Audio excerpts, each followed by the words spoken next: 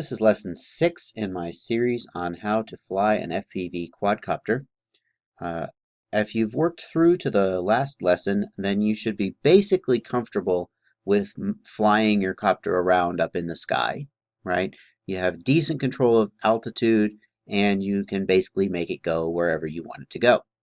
In this lesson, I'm going to ask you to refine that a little bit. There's not going to be any new concepts introduced or anything like that. What I'm going to ask you to do is just do the same thing you did last time flying around the ridge, but this time you're going to do it close to the ground. So take off and hover again, just like the very first lesson we did, but this time hover as close to the ground as you can. And try and get a sense of what the horizon looks like and what the ground looks like when it's close to you and you're just about to touch down. And then when you feel like you're ready, pitch forward a little and start to move forward.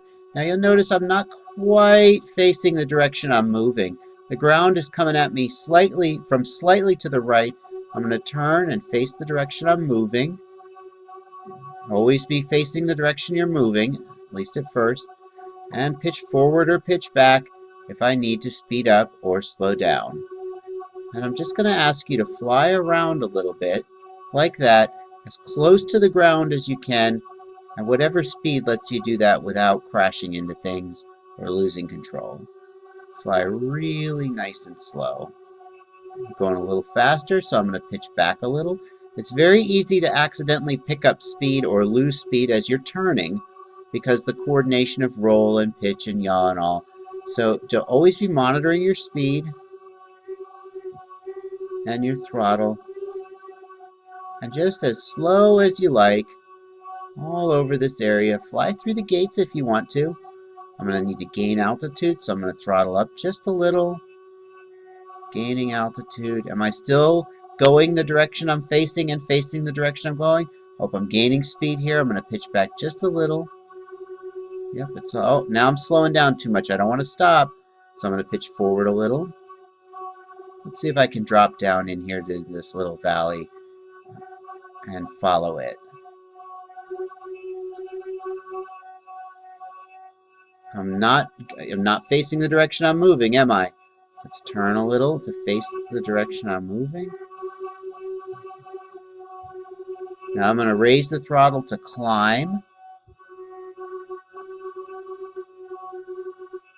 And let's turn here. Pitch forward to gain a little speed. And back down again. Always working on face the direction you're moving. Yaw to face the direction you're moving, or roll to change the direction you're moving. Going a little fast here. I'm going to pitch back, and then back forward again. Okay. So that's the exercise I'm going to ask you to do. Stay as close as you can to the ground while slowly flying around to really refine your ability to control your attitude or your altitude and control the direction you're going, the direction you're facing. Okay? As you start to feel more confident, you can start to pick up speed, pitch forward more, and gain more speed. You will get less room for error, and you'll need more aggressive adjustments to keep everything together. So don't go so fast that everything falls apart and gets sloppy. That's not helping you out any.